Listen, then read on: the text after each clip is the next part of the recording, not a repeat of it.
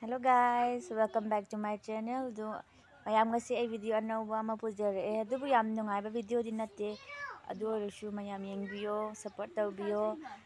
Aina ngahan uchakiba ko inkhonda mana masing khara uchakibudo adu mahai khara lokpa khara laire aduna ai du uchaningbagi mayamda yasi video namjabane.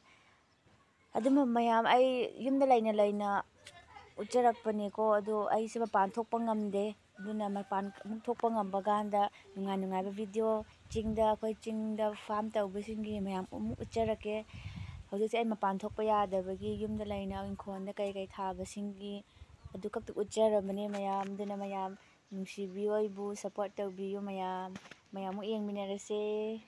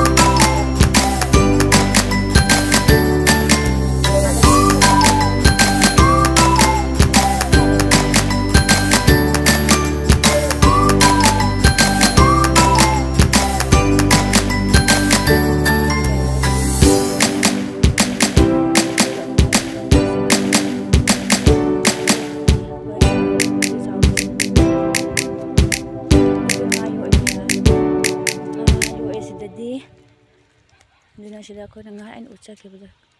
Hindi hayang mahay pala aga namu uchar age.